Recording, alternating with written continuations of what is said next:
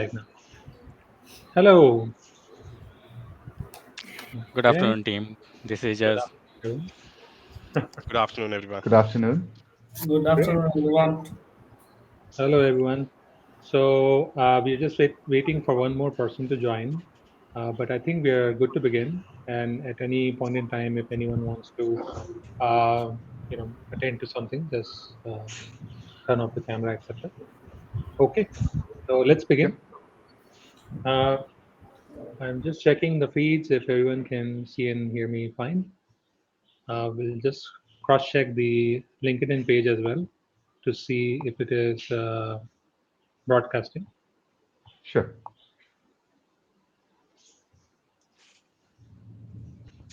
yeah. So I've also opened that particular page side by Yeah, side. So, it's so working. we are going live. Yeah. Perfect, perfect. So today we are in alignment. Great, great. So good, good. I'm just checking if Moby is joining. Yeah, Uh, Moby says yes, clicked on the link, so he yeah, should be in any moment. yeah. Okay, perfectly fine.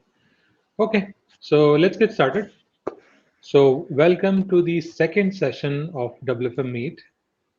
This started off as a small discussion in a group, but it's expanding quickly, expanding to be a regular event. Not because I want to do it, it's because the people want to hear more from experienced leaders, experts in this field, right?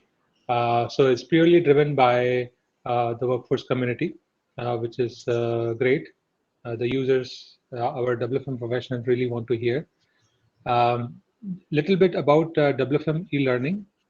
Uh, WFM e-learning is my initiative. I co-founded it like 2 years back. We are primarily focused on the WFM education of WFM professionals, as in when they want to upskill, they can opt for this training. We have presence on our website, wfmelearning.com. We also have presence on WhatsApp groups, Telegram groups. This is exactly where we get different questions from WFM professionals, and we try to answer these questions during these events. Our first event answered two questions, and today we'll try to cover three, and we will try to take some questions from the audience as well. If you are able to view this on the LinkedIn page, you have the chat feature where you can type your questions, and if we can try to answer that, right? So we'll begin by introducing our speakers. As I mentioned last time, these individuals are here purely because of their passion for workforce, not because they're like head of department or they're in different place. So I'm not going to play ranks here. This is a equal opportunity network for everyone. If you are passionate about the film, then yes, you can be here, right? So without wait, I will introduce my first guest or speaker today. Let's start with Kiran. Kiran, you're free to introduce yourself. Kiran, you're on mute. Yeah, Can you hear me now? Yeah. Yep. yeah, Yeah, I'm Kiranja Prakash. I come up with total 16 years of experience. In the last 16 years, my bread and butter has been workforce management. Work with the different organizations being part of BAU workforce management. I've also been part of setup. So the learning is a continuous path, right? So one experience that you learn from one organization would change when you move into a different organization itself. So every time there has been a learning, continuous learning as part of the journey, being working with different people at a different organization has given us a different insight about workforce management. yeah. That's it about me. I think if you have any questions, I'll answer that. Sure. Okay. On to the next guest we have. Moby, if you want to go next. Sure. Hope you guys are able to hear me. Yes. All Yep. good. Okay. Yes. Well, what can I say? I am, first of all, I'm really privileged to be amongst, likes of so many great leaders in the industry. So yes, my name is Mubashir, known as Moby. 16 years in this industry, still a learner, still consider myself a student. Delivered projects and for multiple billion-dollar organization, and always try to implement strategies and high performance team by solving those small problems which are hidden amongst contract, which are hidden amongst the daily routine. So yes, that's me. And really, as I said, really privileged and honored to be amongst your company. Thank you.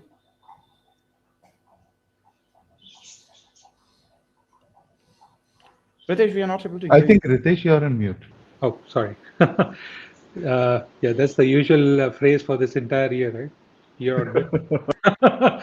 More Fine. than a year, I would say. More than 2 years now. Anyways, so yeah, let's go on, Raghu, if you can go next. Yeah, thanks, Ritesh. And so myself, Raghu, and I have around 13 years of experience in workforce management industry. Started as an agent, and today I'm heading the global workforce management team at GlowTouch. So as Moby told or Kiran told, right, WFM is our passion. So that's where we were able to, at least try to achieve something and be here in this platform today. So I'm very much privileged and thankful to you, Ritesh, for bringing this platform together and letting the global audience know that yes, we can do something as a team and learn as a team. Thank you. Thank you. Great to hear. Next, Ijaz, if you can go next. Thank you very much, sir. Thank you very much, team, giving me this opportunity to me to be among of these team respectable people. So I'm Ijaz. I'm working in BPO industry since 2004, so it's close to 16 to 17 years now. I had started my career as a customer representative in a backend process, and then I have been moved to WFM in 2010, and since then I am working with WFM department, working with various projects, etc. Though I didn't change too much of companies, but yes, this is my third one where I am working right now. As far as my passion related to the WFM is concerned, team, I am more passionate uh, about a role kind of SME, where the subject matter expert share their best practices and their knowledge among their peers. They can be their subordinate or their supervisors, etc. So my interest is to make my department a more knowledgeable and more um, kind of expert in this particular domain. So I usually try to seek those opportunities where I can share my knowledge, my experience with my peers so that they can benefit it by those experiences. Yeah, thank you very much. Okay, that is great. Ram, if you want to go next. You able to hear me all right? Yeah, yeah, all good. Lovely. Hey, hello everyone. This is Ram. So I know Kiran. Now I know Raghu. I know Mubi. And good meeting you, Ayaz. And pretty much I worked with Ritesh, so it goes even without saying that I know him. So well, it's been close to 16 years now um, into WFM, and been like I'm surviving on this thing, and and the best part of it is when I talk to you or see people like you amongst. I really feel that I still have a very good scope of learning, and that increases the bar up. So currently working for Sutherland, and yeah, and then all thanks to Ritesh, who just gave us this exposure to talk or connect with people around and help them out, or maybe provide some suggestions from our end, or maybe take some learnings from them as well. It's just not like a one-way thing, but it's a two-way kind of stuff. And that's pretty much about me. Um, Yeah, no, definitely. So again, just to remind everyone, this is just more of a friendly chat, a community chat, than a paid event. So we can just be ourselves, right? I don't have to worry about anything. I don't have any sponsors, so again, I don't care. So again, the important thing is we talk about workforce. Let's have fun, right? Enjoy the discussion. Absolutely. Okay. I think I missed out Jagannath, right? Go ahead, Jagan.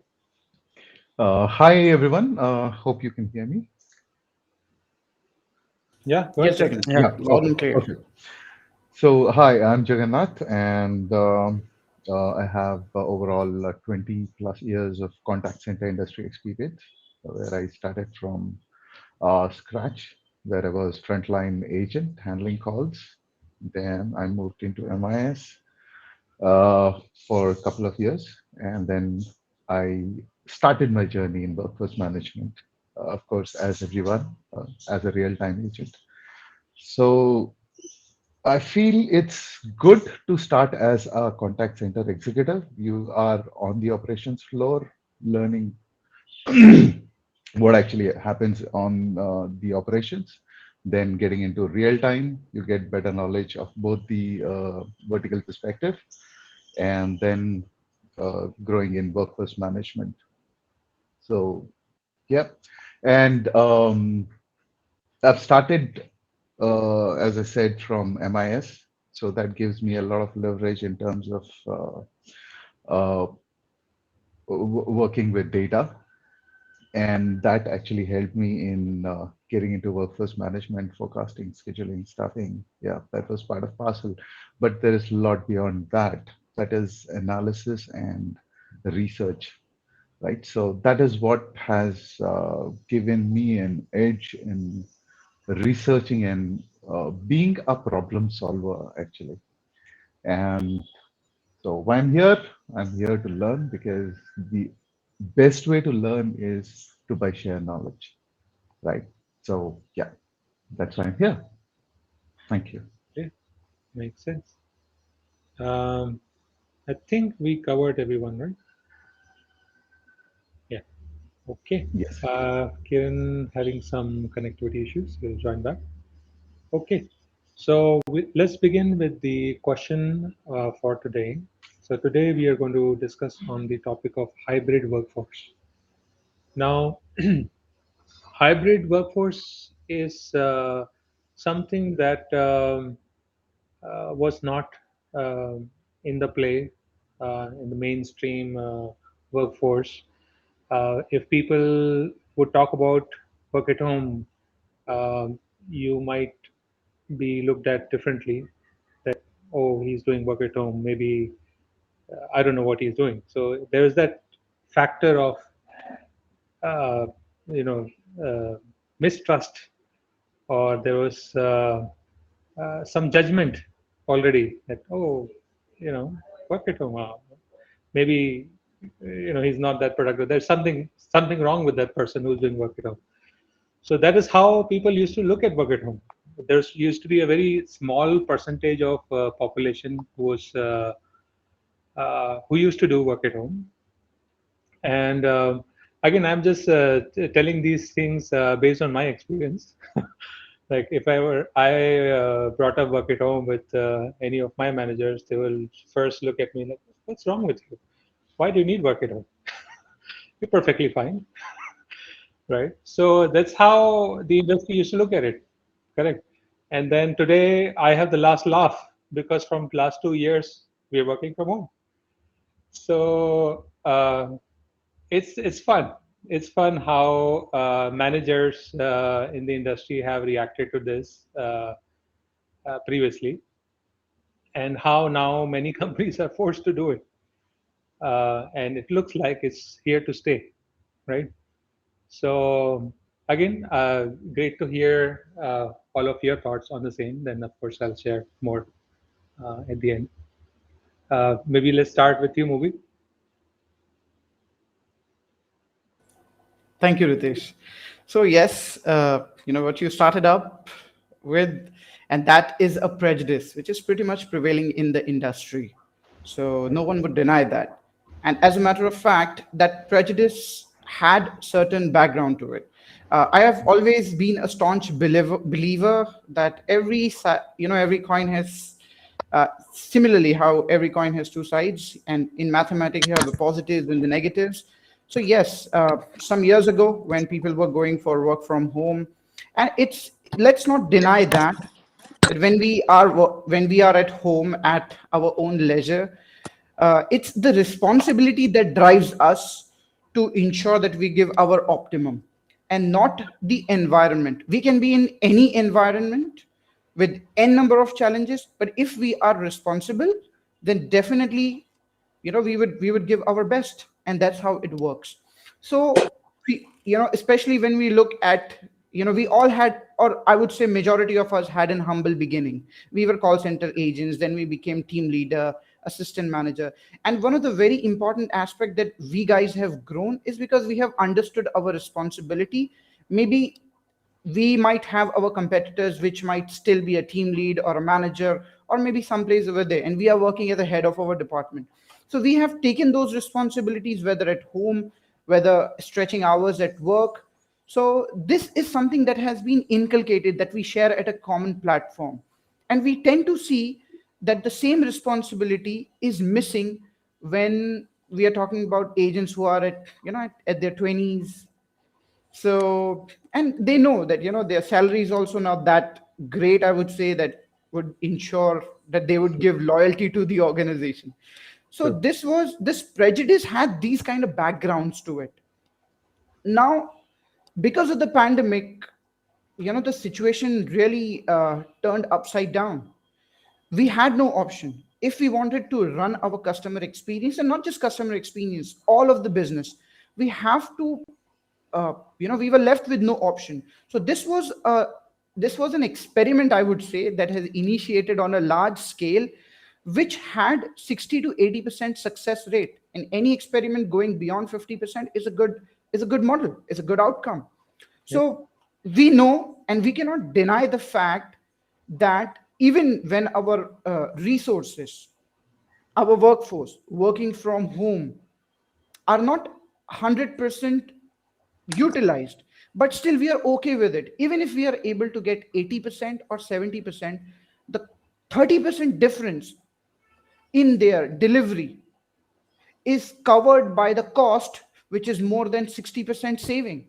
So even if we are giving them a leverage, I would say, of, hey, you guys work from home, you're not able to deliver, there are challenges. Of course, the shrinkage has gone down in terms of out of office, but the in office shrinkage, which we used to consider the internal challenges, that is increased because people are working from home. We cannot deny that. But at the Yeah. same time, the saving when it comes to the rent, the electricity, and the rent being the major, I would say, because we don't have to operate a site, the security cost and ABC cost, the canteen cost. If we accommodate these costs, which in my business I have seen that I was able to get more than 60% saving, because 40 to 50% is my manpower cost, and the remaining goes to all these rich people who already own the premises. So now I have the option to save those costs, support my workforce, give them good salary, and control the attrition, and try to drive the I would say their utilization a little more. So even if I am getting 80 to 90, 80% utilization, which if they're coming to office, I would be able to get 90, 95, I'm Hmm. okay, because the 10% difference has been leveraged with 30 to 40% saving. And plus the manpower is happy. So who doesn't want to? And I would say in future, only the banks which are very skeptic about data, or any companies who are dealing with data and payments, would not prefer to go for a work from home model. Otherwise, 90% of the organizations where they don't have a major data threat or directly dealing with customer payments or credits, they would go for a hybrid model. Thank you. Makes sense. Makes sense. Definitely, as you pointed out, sometimes it's a trade-off between what you give and what you get, and that's where we have to start thinking logically. That one, let's understand that yes, there is going to be some drop in productivity. It's going to be there. It's very difficult to say 100% consistently across the board. Everyone will be responsible to your previous statement, right? The responsibility has to be there. So, will everyone be responsible? Maybe, maybe not. It's always 50-50, correct? Now, the productivity will drop, but then against that, if you're getting a lot of benefit on the cost, the the rentals, the canteen, the cafeteria, the whole cost associated with people working on the site, right?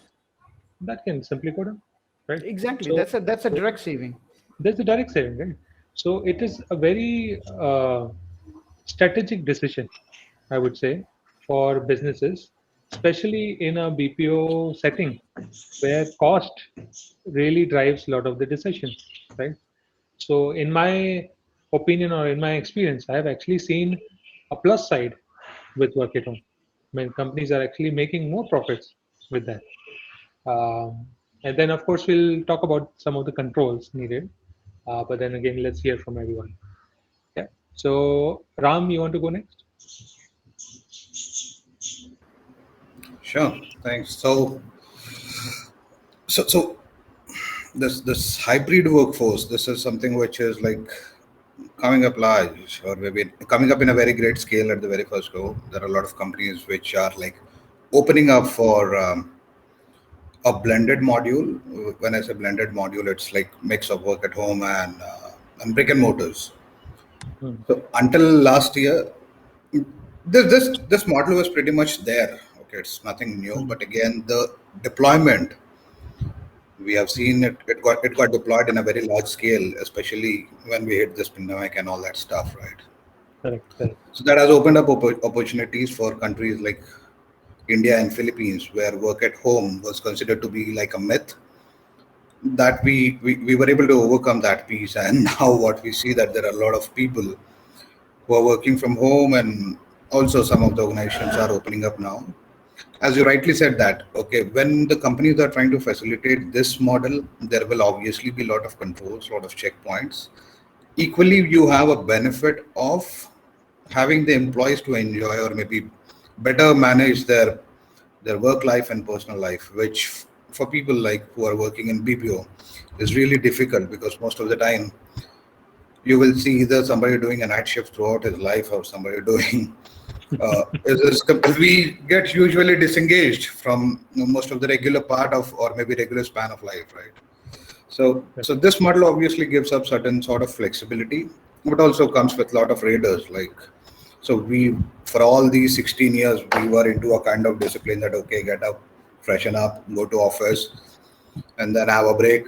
It was like you are coming out of that model now. So now what you see, if at all you need to meet somebody or meet and greet kind of thing, everything is happening online. So that is so this again, you must have seen HR being conducting this mental well-being sessions very frequently now.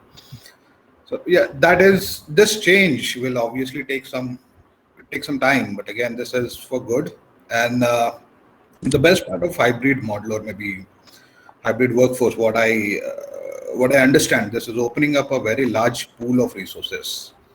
Yeah. So there is a very good skill set which is available in tier two cities. But again, even I belong to a tier two city, of course. But again, I have to relocate from my town to my current city. So that condition will go away. And the minute you have like constraint free availability of resources, you will obviously see a good amount of pool which is opening up, not just in terms of a specific domain, but again across. That will obviously help us to create or explore knowledge, or maybe get a better insights on a lot of people, right? We didn't touch base a lot of areas where you have resources, but again, we don't know, or we are still not able to get them on board. That Hmm. that that you will see as a flexibility with this inception of hybrid model. Hmm. But we need to carefully understand one thing, that what proportion should have as a work at home, and what proportion you should be like having as a BNM kind of thing. And also this hybrid model brings up another opportunity of BYOD things, right? Bring your own device. So Yes. not every time the company as well. So that again creates a sense of responsibility amongst everyone, that okay, we need to ensure that the employer, the data for the customers, or maybe the details of the employees are well maintained and managed. So that level of maturity is something which There's still a question, right? So it's not, you don't have a substantial measure to understand it whether this can be catered to a certain set of age group, I will say, because usually once you are experienced, maybe you will not be like participating into all these things. But again, somebody who's a fresher, he might end up taking a toll on his entire career, right? So being contact center and WFM such a small function, one or the other way, we all know each other. Right? It will not take much time to extract any information. So yeah, obviously there are positives and negatives, but again, we have to focus much on for positives because that will give us a better. This is going to be a new normal, okay? So we Yeah. don't know where the world is going to head, and last year has obviously given us a very great lesson. So we need to ensure that we are like prepared for anything of that propensity or severity coming in. How is that? Are we ready to handle it? That's what I personally think about this particular structure, maybe this particular aspect. Yeah. Makes sense. You brought up a good point about the uh, untapped resources that are out there in the market right now, who do not have the opportunity to come to the office or be part of the regular mainstream work.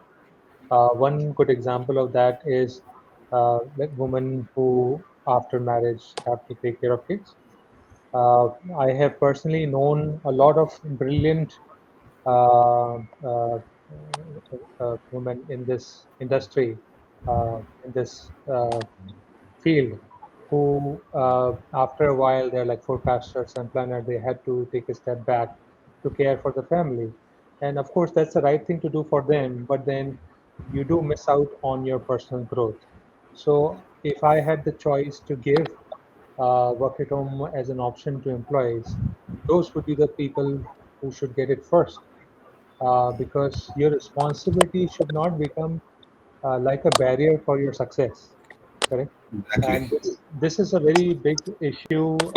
Particularly, I've seen that more in India. I worked in Philippines also, but I don't see that big of a hassle in Philippines. Um, but in India, it becomes primarily the responsibility of like the female of the house to take care of the kids and maybe sacrifices. Now, with this option particularly, you can make sure that she progresses as well along with the male of the house. So that's where I think our society needs to open up to these things. We have a certain predefined mindsets, so we need to open those up to allow these people who are out of the workforce now because of certain reasons to come back in the workforce. Right? Then, and I think that's an untapped, untapped market. That place we have not explored yet. There's immense potential there, right? If you just open that up, the amount of employees you're going to get just from that itself is amazing. And definitely the dedication that they bring to the table is going to be 10x higher than a regular person, because this is their chance, this is their opportunity to make a difference, right? So they're not going to mess it up. Correct. So it's very different, very different. So um, again, very good point about There's one more bringing. thing I want to add, Ritesh, Yeah, before we yeah, pass it on to. So while this is a cultural change, okay, what I've seen personally that work at home these days are considered to be like work 24/7. So that's true. so That's true. that is something which every managers or maybe every organization or every business leader who is available, who is like spearheading this, he need to set that expectation right, or maybe uh, he need to organically grow that set of people who understands this element that okay, work at home does not necessarily mean that you are available 24/7, because you have a life outside your work as well. Yes, So yes, that is something which need to be imbibed, and that is and see, we we have witnessed a lot of changes. Okay, especially Um, we have seen Walkman till iPod, and we are seeing everything. Yeah. So what I understand is that while we are going to pioneer this, we have to set some Boundaries. benchmarks. There is a rule for every game, right? The minute you breach the rule, the game is completely spoiled. So Yeah. while this is shaping up in India, of course, just not like in a very minor this one, but again, this is shaping up well. So even I have reportees who are stationed at home, and trust me, I haven't seen any dip or maybe difference in their delivery. But again, they are Mm. pretty much happy. And whenever I take a survey, what I understand that the only thing what they said is that now I am able to better manage my personal life and my professional life. I'm able to have some time with my family as well as contribute to office. Makes So, sense. so we need to ensure that uh, Mm. these rules, or there are some preambles to it, and we all understand and agree to that. Correct. Makes sense. We'll come to the See, controls. Uh, one thing over here, Ram. I think when we talk about this 24/7, I think it's a pre-assumption for Indians, especially. When we talk about US, where the labor laws are strong, yeah. we Yeah. don't, we can't even think about going them or calling anyone beyond their regular hours. We can request, True. True. but this is very specific to the developing Right. Yeah. countries. Yeah. So let's not consider, because eventually, if India has to progress, we have to replicate the successful model of the developed nations, and that has to come, even though it does not exist now, but eventually we are moving towards it, since we have moved towards the hybrid model.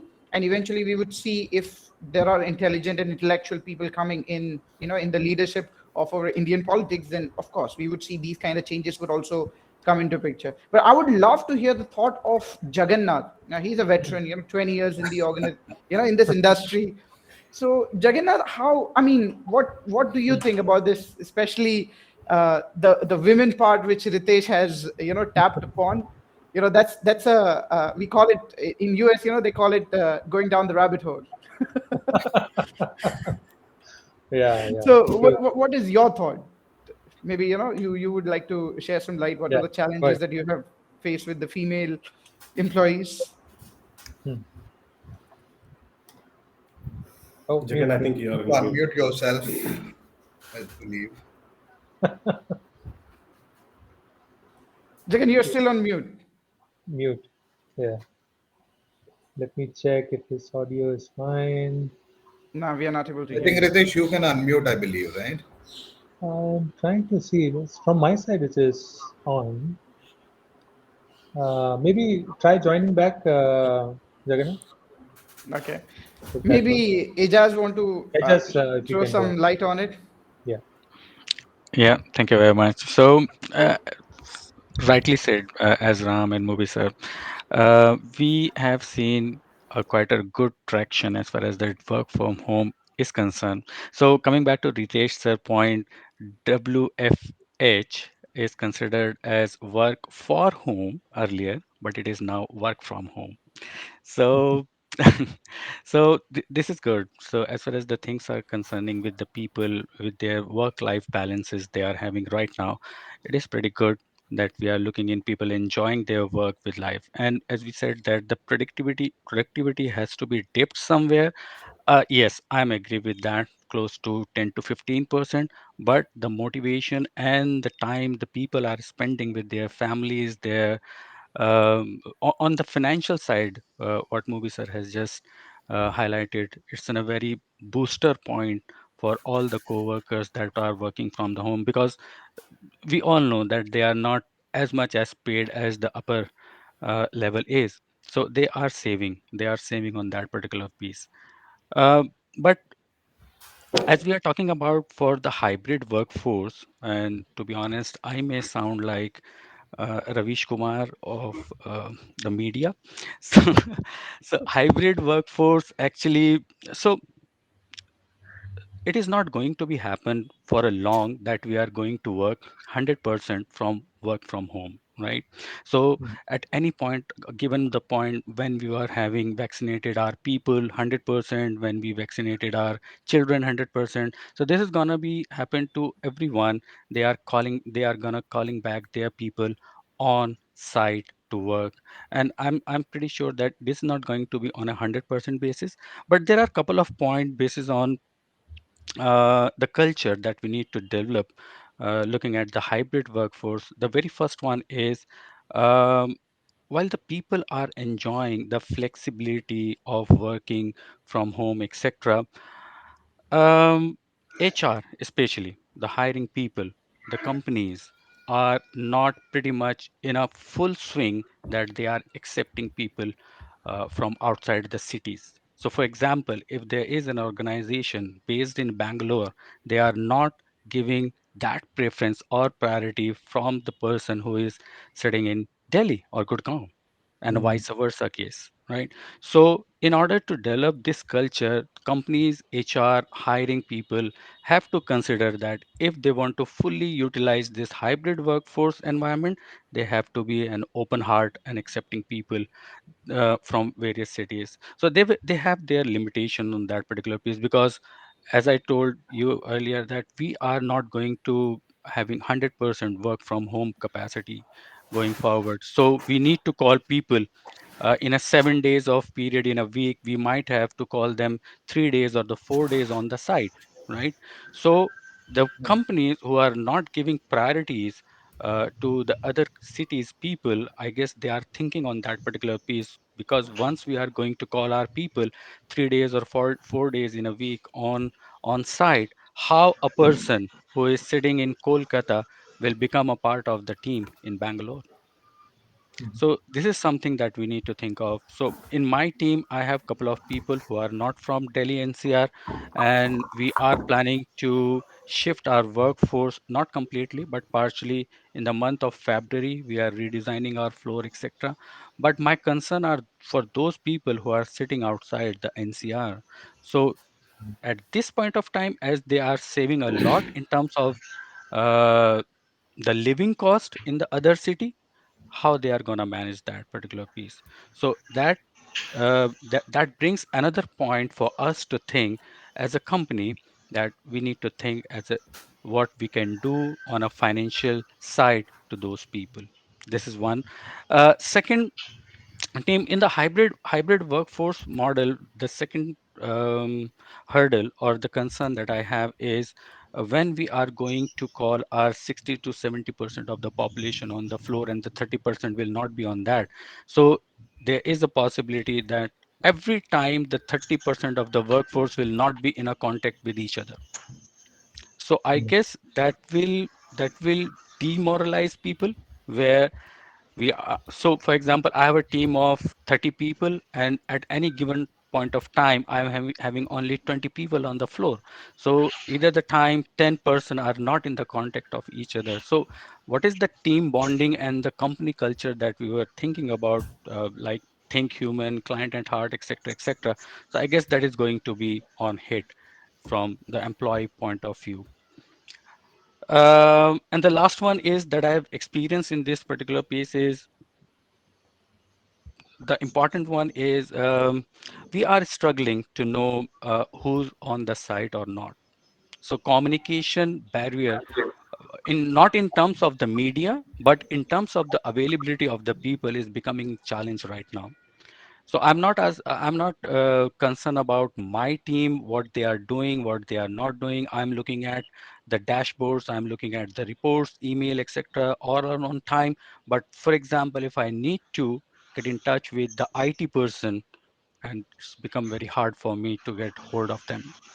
So these are some couple of things in the hard hybrid workforce that we need to look into.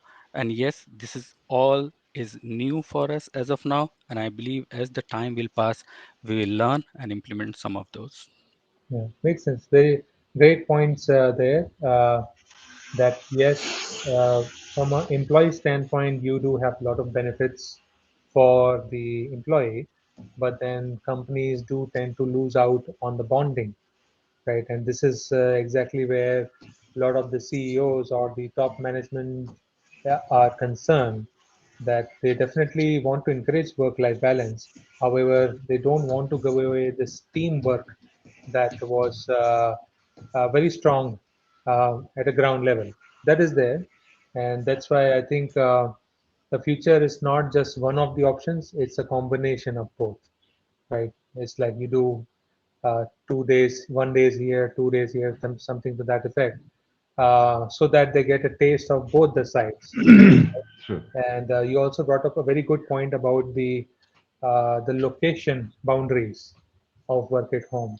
Yes, work at home is good, but then keeping the future traveling in mind, it may work better to hire in the same city at least, or at least nearby cities, so that if they have to come in, it's not going to be extremely difficult, right? Or at least hire in cities where you have branches, logically, Yeah. right? So Don't so don't just hire anywhere. yeah. So in the present situation, Ritesh, what we have looking into, I have multiple position open in my domain, but I'm Right. not able to fulfill them because of this restriction that I'm not preferring people from Bangalore, from Chennai, Pune, etc. Hmm. Because I know in the month of February I'm gonna call 70% of the population on the floor. So if someone is sitting at Pune, how that person is gonna manage that? So Logistically, it is going to be a yeah, challenge. Sure. Yes. right, right. So No, if the Am I expectation audible is now? that it will be like 70-30, I think the candidate will mold himself with his plans. Hmm. Right. Yeah. So I still don't think, or I'm still not able to get on to the bottom of it, that Hmm. why is that you don't want to hire people from other region. But again, it depends on how better you establish that equilibrium. Yeah. I But think, see, again, to some extent, Ram, it's more to do with the company's direction also. correct. At a Yeah, yeah. personal level, we can certainly have a view, but then if a company has decided, come what Ah, may, you're coming to the office, then fine, we'll have to you'll have to Yeah. hire that person. Am I audible now? Yeah. yes, Jagannath, yes, I think Jagan, loud and Yes, clear. Jagannath. come to you. Go Oh, ahead, Jagannath. thanks. Right. So I'll come to the topic. The question Moby asked. However, I think I'll start from a little bit of background. Hmm. Post the pandemic, when we started, almost 90% work from home, and yeah, if we look at the advantages of work from home from company perspective and from our employees perspective, right? From company's perspective, we have covered most of the items like electricity, rent, transportation, and the housekeeping staff, security, right? So company has benefited a lot in terms of savings from that angle. And from if we look from the employees' perspective, right? So employees, I would say most of them have gone back home, comfortably working at their home with their office assets. Now,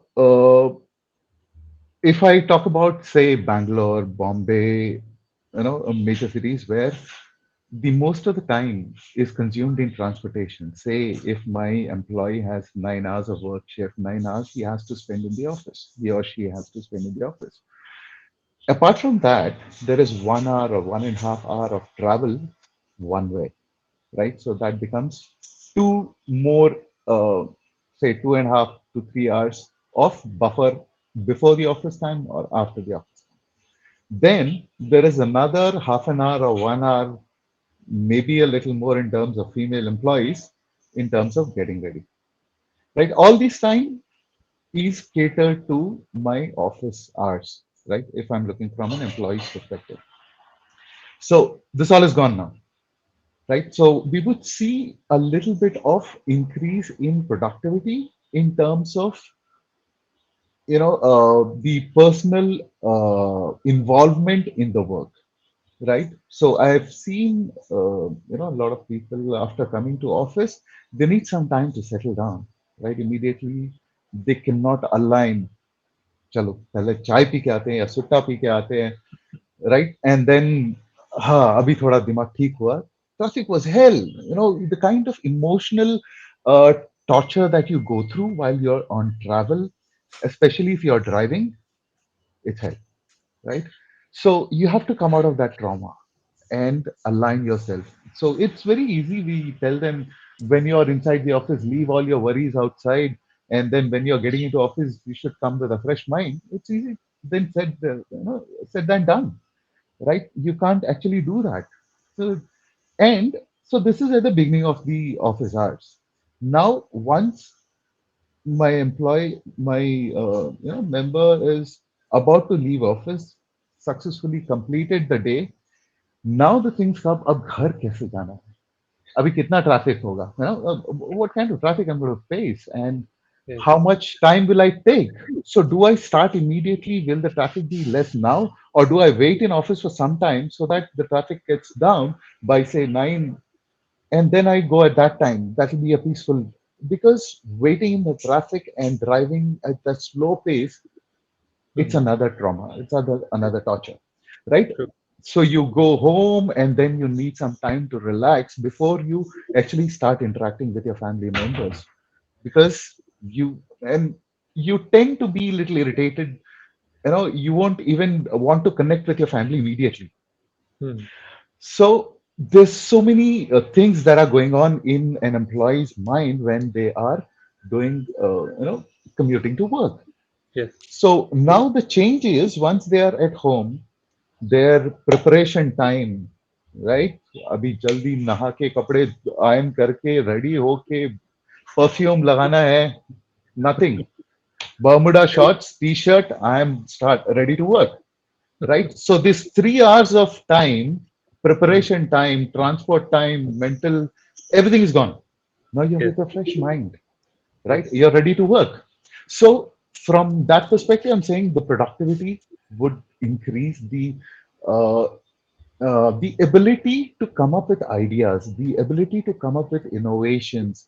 So Yes. now your energy is spent towards that segment, rather than still struggling with all the external force, distractions that you have gone through, Hmm. right? Exactly. So that is gone. Now you are at the comfort of your home. You have a pleasant work. Again, see, there are certain distinctions in these kind of energy saving perspective. Now, if you are a bachelor, right? Hmm.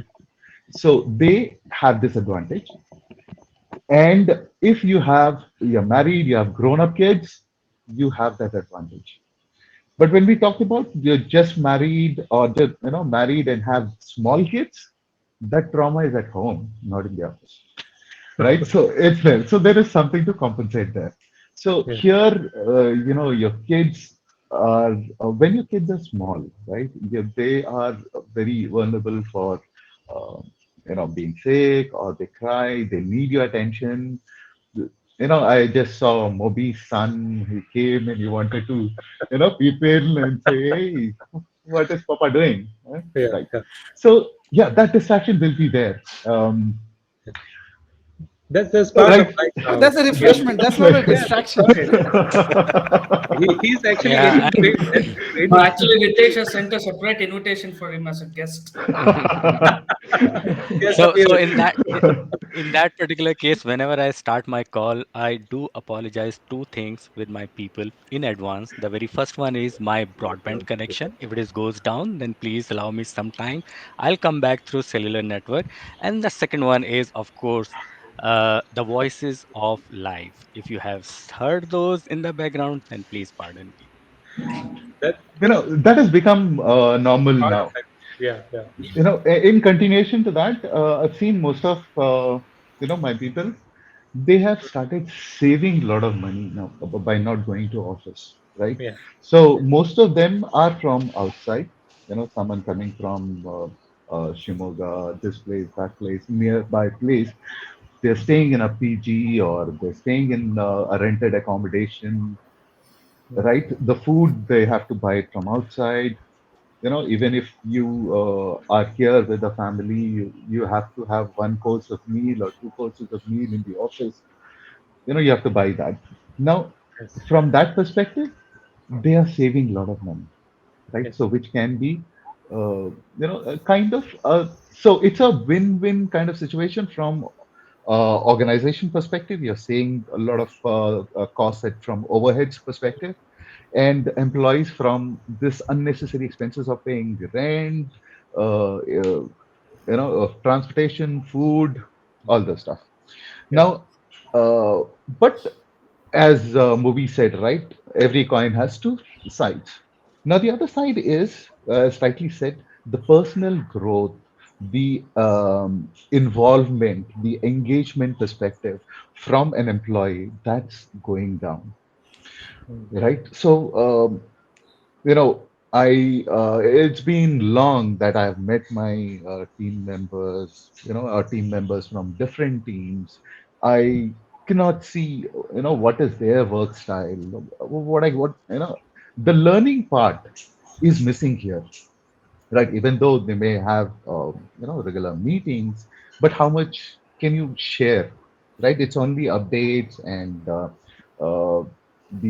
workflow. There are those things, those kinds of things that you can share, but from learning perspective, from my personal growth, I am not able to see what is being done by who, and how I can learn from them what differently they're doing, even though they may share some files or may share some information. But when it is a one-to-one connection, right, in terms of watching, learning, so that's a different learning experience altogether. However, there are some companies and even TCS, we have tie up with many online learning portals or sites. Like even LinkedIn Learning is also part of my free learning portal, right? So there are in-house and also external vendors. So yes, from there I can learn a lot of things. So that can be one option. Again, that option is if I am interested and if there is something that attracts my attention, my Mm. passion, I can learn those as well. But in terms of productivity, how different things are happening, there's a lot of learning which will be restricted when we are working from home, Yeah. right? So my understanding is there has to be a balance. Cannot be 100, completely work from home or completely work from office. 70%, 80% from office looks a little challenging Mm. from from both employee and organization perspective. 50-50% on a rotational basis is what I think would work well, where an entire team can go to office a particular day and then another team go on another day, or Yes. I again, think 2 to 3 days. so those Uh, kind of yeah. I think to your point, 2 to 3 days looks okay if correct. you work from home, rotational basis. Very correct. Yeah, Raghu has a point. So Yeah, Sorry. so Ritesh, I think we need to a little bit derail this topic because today, with due respect of all the speakers, we are speaking as hybrid from the workforce standpoint. Is that doable or not? Right? Hybrid Mm. is not old for us, by the way. If I were to look absolutely, back 15 years back, when I visited a petrol bunk, right, to fuel my vehicle, I mean, my PFT stamp at that time, I used to see a Maruti Omni coming up with the CNG and the petrol, right? The Mm. risk factor, what I thought is, I mean, that's a gas. I mean, what if suddenly it catches fire and it get bursted out, right? We Mm. never know the risk factor at that time, right? 15 years Mm. down the line, today, we are seeing the same hybrid model in the automobile industry coming on between the diesel and the electric, right? Mm. So it took a 15 years to shift from CNG to an electric, right? So there is always a risk factor, but I think hybrid model works very good in terms of two options, as Moby told, Jagannath told, or Ram told. First is from the organization standpoint, like we are saving a good GM, we are saving a good revenue to the company. I mean, it's making a good revenue because we are saying on multiple aspects like electricity, whatever, blah blah blah blah, right? Now, second thing from a workforce management standpoint, if I am a WFM person, how can I gauge this hybrid workforce suits best to my work profile, right? Because today, the problem statement today is since last 2 years, right? How can I monitor my agents? They're not in front of me. My RTAs are not there on the floor. My agents are not there on the floor, right? Mm, How can I see that they're taking breaks properly? How can I see that they're available? How can I see that they're not sleeping or not, right? So these are today some of the problem statement we need to address, right? I mean, all those other things, yes, it is there. There is always a pros and cons, right? So for me, what I need to think is if I need to survive with this hybrid model. Now, out of 10 companies, I am sure that 7 companies will continue with this hybrid model, right? Mm. Only three is, as Ram told, as Moby told, where they need to work within the ODC centers because of the nature of the projects they are operating. That might be a banking or something where the data cannot be put it across the network, right? So, but rest of all, if you're operating a domestic business with Airtel as a client or Idea as your client, right, or a Reliance, you don't have to be in a secured system to work, right? You can still continue. But from the workforce management standpoint, today what we need to think is how can we rely more on it, and how can we ensure this system is going to be a robust system with all the ecosystem challenges that we're facing today, right? So I think that is one we need to speak more where how a WFM person starting from a global head until an RTA at their own level need to think how can we bring on productivity onto the page, right?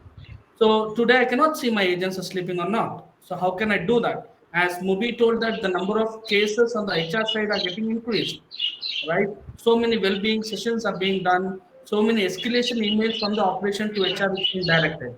That employees' quality is not met, employees' productivity is not met, sales target, blah blah blah. Those are not met.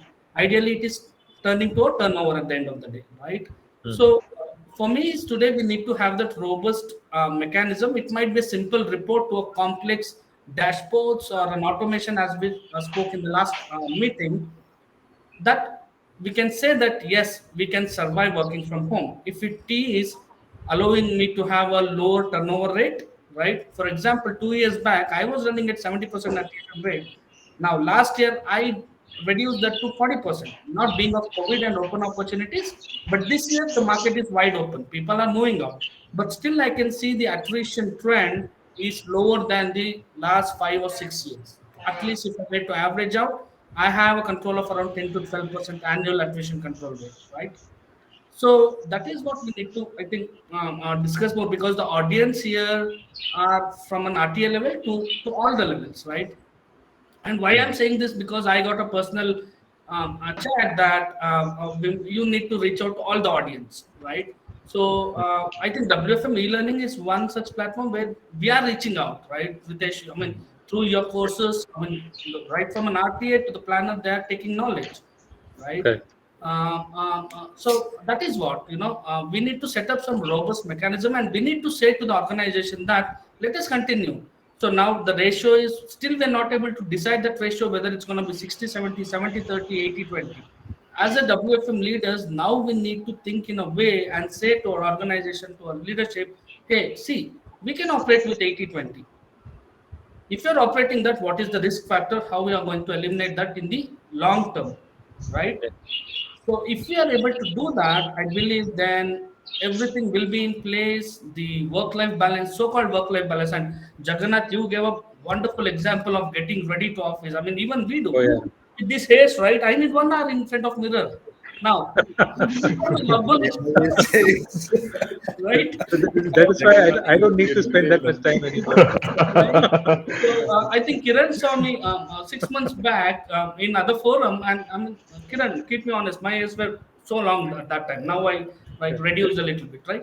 So I think that additional 2 to 3 hours on the other side, I mean, before going to office and after coming to home, that saves a lot of amount of time, right? And I travel in Bangalore from Rajarajeshwari Nagar to Electronic City. I mean, that's like I would rather travel hell twice rather than traveling in one sector, right?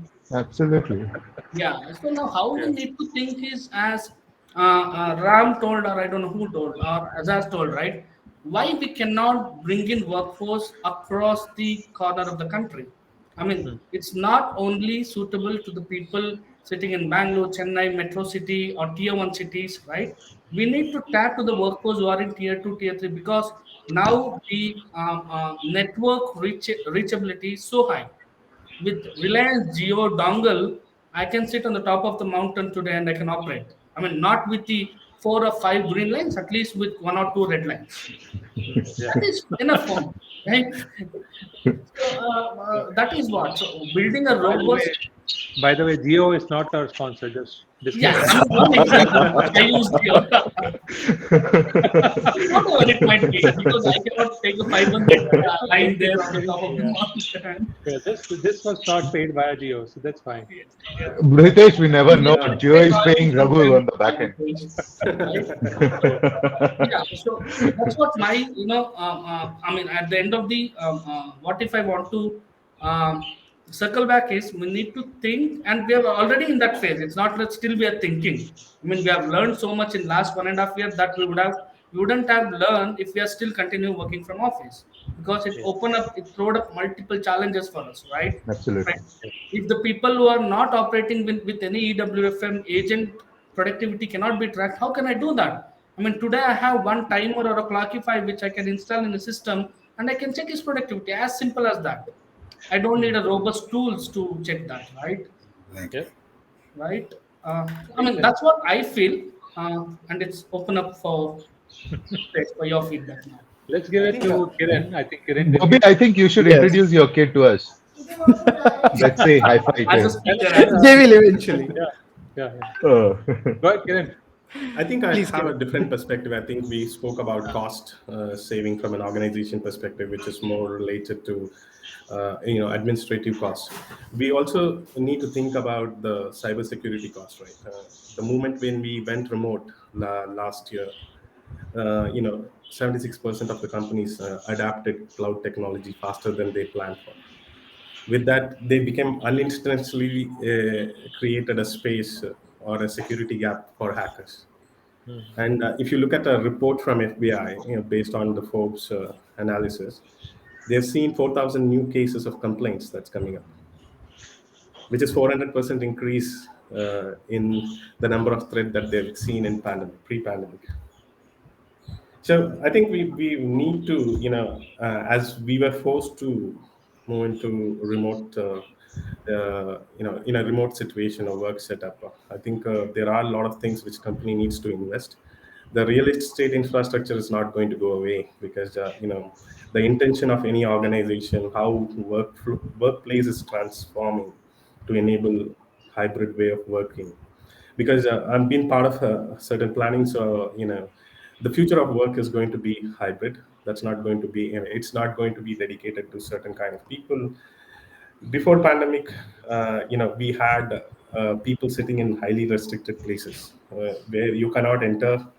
They were restricted places. They were doing high-end transactions, be it in a bank, be it in any industries. They were highly restricted. Even they went remote.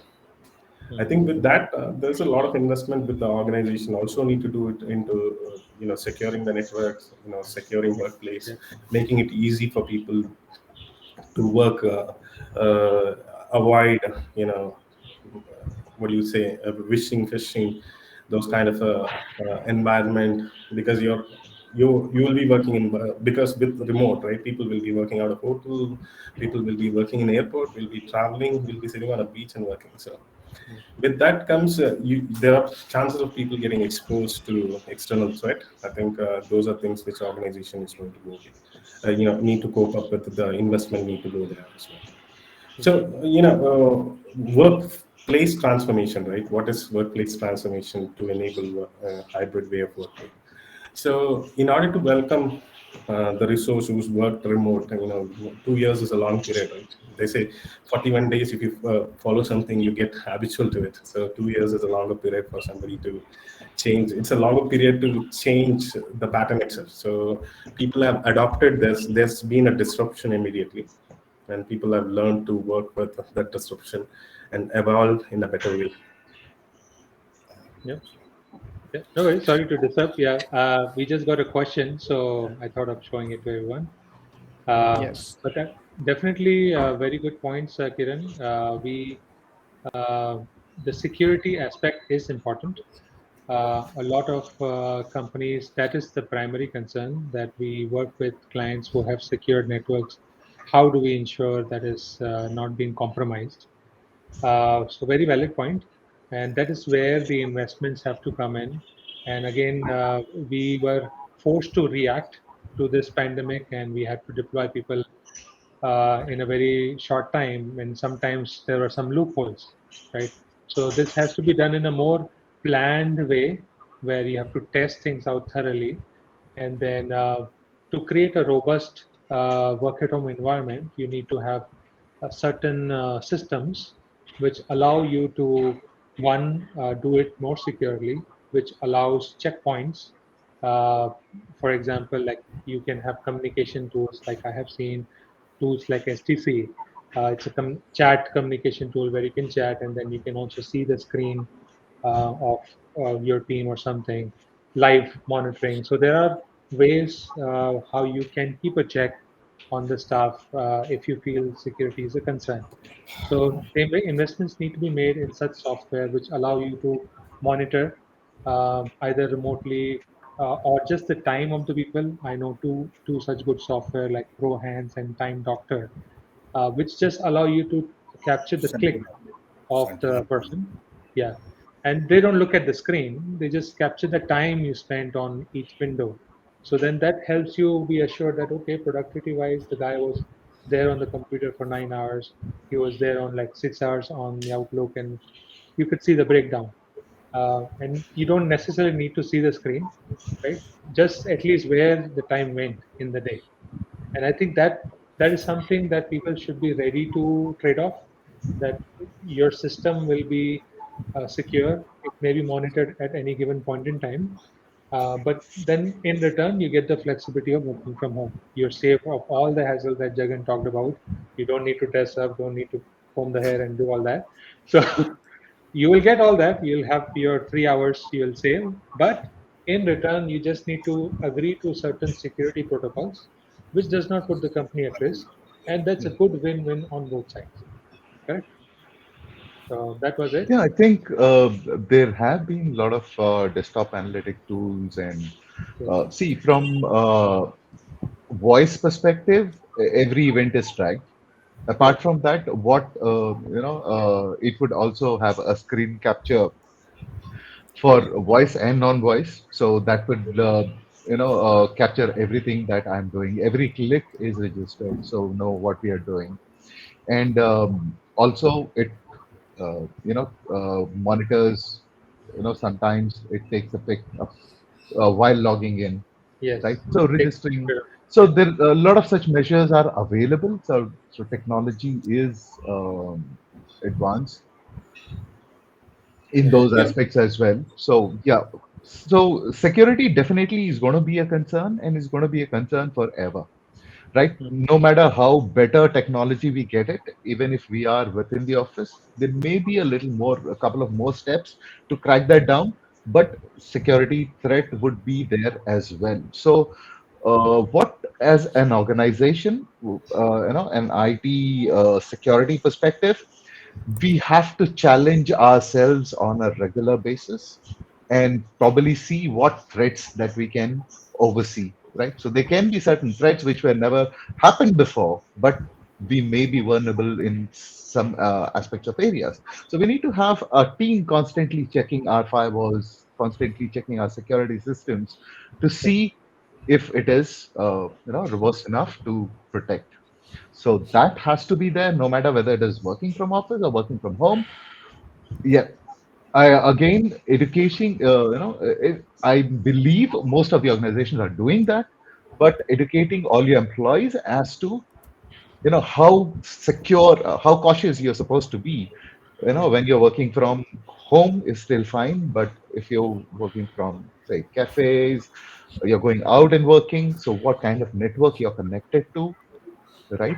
So that has to be very careful. And even organizations, they detect where you're logging in from, and if we see that that can be a risky area, probably block it immediately. Yes. Makes I sense. think there are So three there are right. three practical problems that needs to be addressed over here. Yeah. Number one, which Ejaz pointed out about 70-30.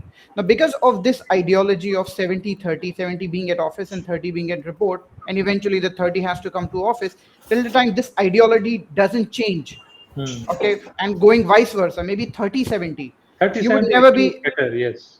yeah, Correct. maybe till the time you don't have that ideology, you would never be able to access the workforce outside of the state. That's the number one, and that can be the solution. Number two, I would say the ideology, because that's not the organization strategy. No organization is made of robots. It's all people, and the problem with people, especially at the leadership level, are they don't want a direct change to be implemented. They want always a milestone in between. So, and people who are very orthodox, now you can't, we don't expect our our grandparents to be very acceptable to the Android phone. Similarly, the leadership level, even though with age comes wisdom, but the adaptability is very less. Now that is one of the second problem. Hmm. And Raghu, which you pointed out correctly, the practicality is missing. Now what the problem is, and of course, what Jagannath pointed out, that there is a saving of time from commuting to the dressing up, everything. Now, the problem with the regular HRs currently, and this is the organizational level problem, I would bifurcate into two specific aspects. Number one, from the HR perspective. Now, rather than these benefits, which are, I would say, as a windfall gain to an organization by by saving the canteen, rent, electricity, XYZ, all the unwanted requirement, all these unwanted costs, that has to be passed on to agents, but the companies are not doing that. What companies are doing, and I'm currently taking interviews. I'm giving myself as a candidate to multiple HRs and try to understand the market mix. And what is prevailing is that HRs, the recruiters, I would say, are trying to sell this as a benefit, that hey, you don't have to travel to office, you'd be able to save money. And in fact, work from home is leveraged with a pay cut, and all they're trying to do is just give few benefits like 1,000 rupees or a couple of $100 for your internet and your maybe your computer, or some mouse, or the headphone cost. That is not how it should be done. You have Yeah. to think Absolutely. from the heart, because organization, what they are doing is they have gone through a big loss making period for a substantial time, or I would not even say loss making period, a reduction in their profit. And we all know, and we all would agree, this is the fact, that no organization grows at a 200% or 300% scale in the if they're established. So where exactly all these profits are going? They're going to nowhere but the investors and to the top management. The problem here is the organization has to implement this logic that, hey, we are not going to grow substantially. Let's pass on these benefits to the people, because people, imagine people who are earning more than $5,000 has to pay 30% tax in India. Hmm. So, and with the ever increasing prices and inflation and the economy going down, people are struggling at home to meet their basic ends meet, and they Yeah. are. There. So They are. even if even if they are going into work from home model, it is taken as a benefit and it is sold as a benefit, which is a very, very wrong thing to do from an HR perspective and from a company's perspective, just to get resources, whether they are vulnerable, to get them at a lower price so that they can increase their profit, and then they can boost it on LinkedIn, on any other social platforms, that Yeah. hey, my profits have increased 40%, invest here. No, that is very wrong. So what Yeah. one has to do is they have to pass on these benefits to people, acknowledge the fact that hey, these are our benefits, you're our people, and that's how you boost the economy. This is again one of the, along with these there are few other theories, Hmm. but let me tap on to one more aspect of the business. Because of this pandemic and such high scale of a workforce going remotely, again the technology aspect comes into picture. Monitor your resources on ABC technology, and the technology cost is currently very high. For any product to be successful, even the work from home model to be successful, it's the marketing strategy. We might have read it, but we don't implement it in WFM, the product mix, the marketing mix, and the pricing mix. The True. product is right, the market is right, but the pricing is really going for, there are a few shady aspects to it, whether the company's ideology of 70% at at site and 30% remotely, That is the shady aspect. Yes, Selling yes, HR, selling, the work from home factor as a benefit, that's a shady factor. We That's have it. to avoid that. yes. Uh, Very, The very well second, said. the last point which I wanted to make, that because of these, the new technologies which has come up, like remote monitoring and ABC, those are nothing but waste, I would say, because eventually you hire people basis attitude. Mm. The learning aspect which Ritesh pointed out, how people will grow, what they are doing, you don't know. It will eventually be there. Why we have grown from an agent? Because we had the zeal and passion to learn, whether to tap on YouTube channel or read books or reach out to people who are aware. So that's individual. The Correct. last aspect is from business perspective. Now the companies is only thinking from, oh, we have the voice based and the email, chat, and social media. Those are the only processes that we are running. However, with this globalization, we have certain untapped markets which we have not focused. Let's say marketing, let's say app development. So we know we can gather up resources. They are at home. We have really amazing people, talented people in the chunk of developing countries and some other available in the remote places of the world. They have Yes, talent, but with this technology, we can go ahead and explore those untapped market as well, Absolutely. where not just a company's business, if they are into vendor management or they are into outsourcing, they can just focus on, oh, I need to find a client which is giving me a business which is inbound or email. But they can also try to approach on the bigger factor, where they are taking the marketing or the product design or even the campaigns. These are some things which are missing, which can be which can open a new era and really shift the, I would say, the balance currently exists into some big shots. Even companies like Deloitte or the big fours, the PwCs, they can be challenged with the small vendors such as Firso, Sitel, or any other task cards. They can mm, be, but the problem is the ideology at the leadership still prevails, that they want milestones in between in order to tap those market, or maybe from a marketing level where the acceptability is not there. Now in India, why we are able to do remote, as Raghu rightly said, we have the geo, we have the right marketing mix and the acceptability. But still, currently the pricing side of the technology is always on the exuberant side. There will be startups. We have these opportunities to come up with those startups, tap the untapped market, unexplored areas, and let's bring on the workforce and support the workforce, support the economy, not by saving more profits for the investors and for the company, where the company is not growing and creating more jobs. They're just running as a legacy company.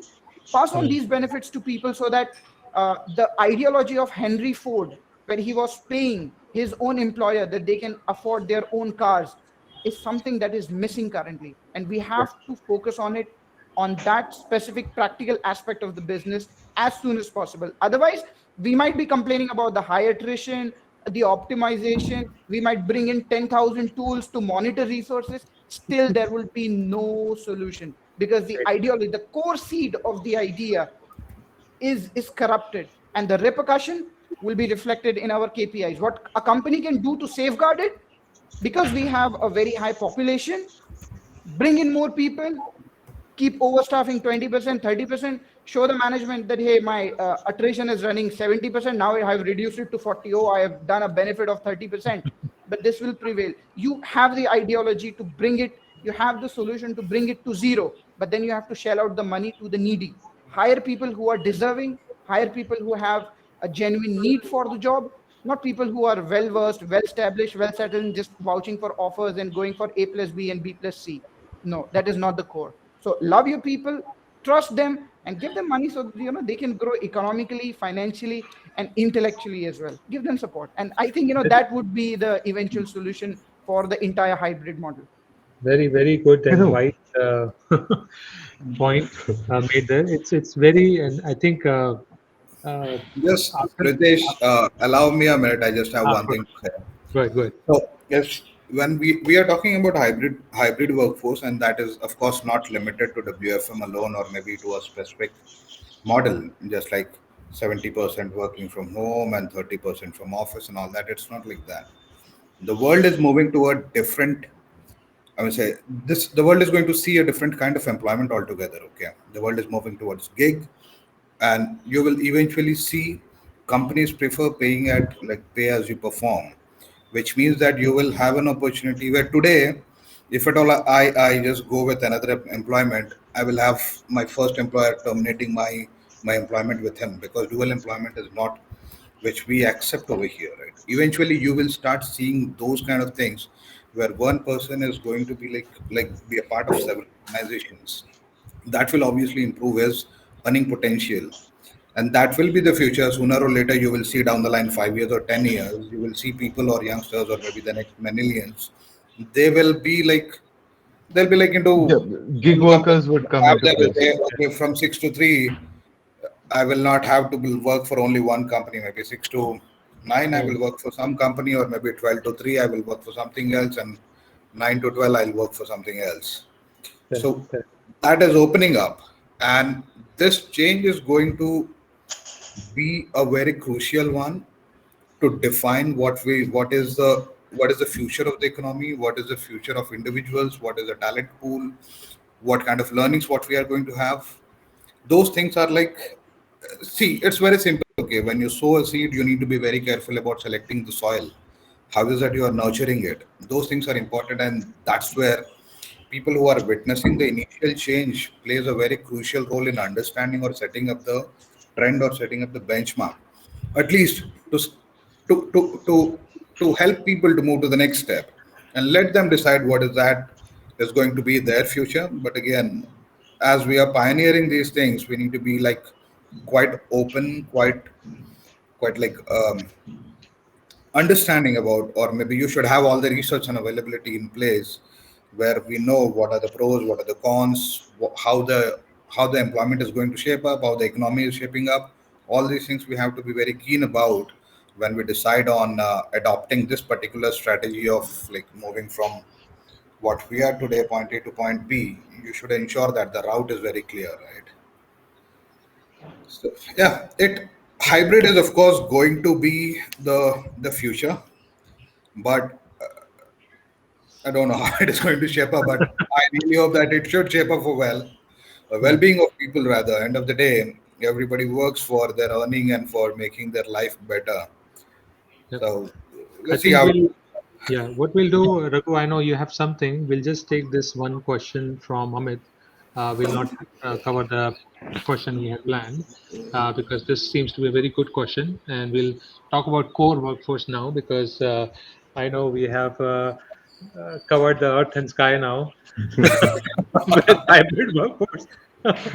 So all the topics are good now in that one. We can write a book on it. But now let's come back to our bread and butter, which is workforce. So I'll go to this coming from Amit Bhosle about occupancy, right? So how critical is it for finance or pricing team of a company to override the occupancy data provided by a sizing team, and how can a sizing team avoid such instances since sometimes financial might kill KPI? So it's like a conflict, right? So I know, Moby, you had some experience in this arena, so you want to take it first. Go ahead. Okay. So Yeah. when I joined First Source, I would give it with a very relevant and practical example. So in First Source, when I joined, I was a transition head. So I found that people who are managing the sizing, they are from finance people being trained into WFM, maybe 1 year, maybe 2 years. So there is a gap between a WFM guy who is not being given an exposure of finance, or a finance guy who doesn't have a detailed understanding of WFM. So that was the gap. So three-step process, a three-step solution which I try to give. Number one, looking at the historical data.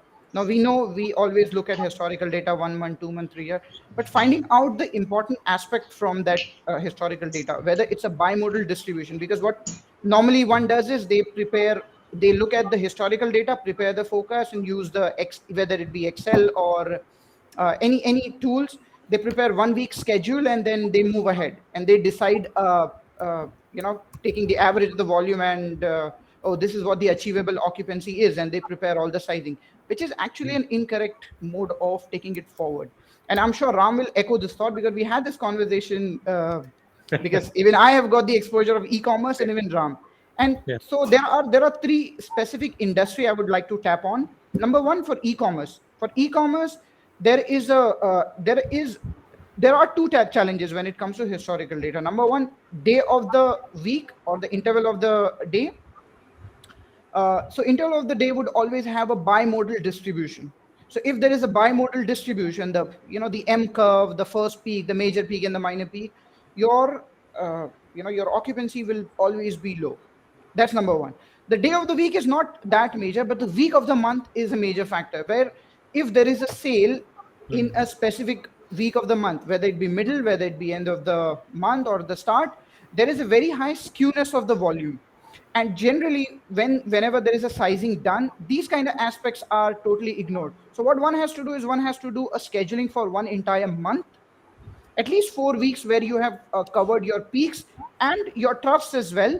Find out what is a balanced occupancy, not just by considering, oh, this is a peak, this is an average, so maybe my occupancy is coming at 82 or 78. Oh, that's very good, I can showcase this scenario. No, you judge the peaks as well as your trough.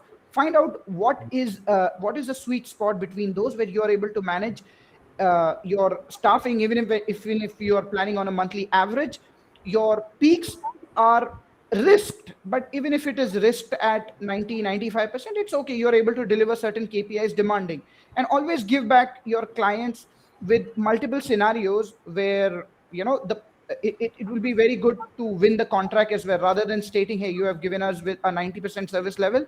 You know what, with 90% my pricing would be X, but if you are giving me a reduction in your service level from 90 to 80, I might give you X minus 15% would be your benefit. So 10% benefit in your 10% reduction in your service level might end up giving you 20 or 30% benefit in your cost.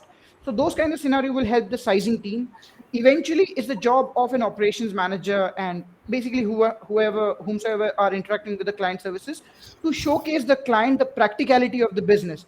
If Amit, you have identified that you are not able to meet the achievable occupancy which is there in the sizing team, be that vocal. Don't wait for any other leader to come back to you and say, what are the thing? You draft a proposal, draft your milestones, suggest if you have been given access to contracts, or involve people in a forum, in a project where you are showcasing your point, which are valid, logical, with the historical supporting data. Propose a plan, a PPT or a PDF or a normal Excel on an email. Draft your pointers with the pros and the cons. Put it across to client. The client can have a blind eye once. Similarly, we have a hierarchy. The client also have hierarchy. They are also people. If you're talking with heart and mind together, with your base solid, I have not seen a single client coming back with an addendum, which is nothing but a revision of your contracts.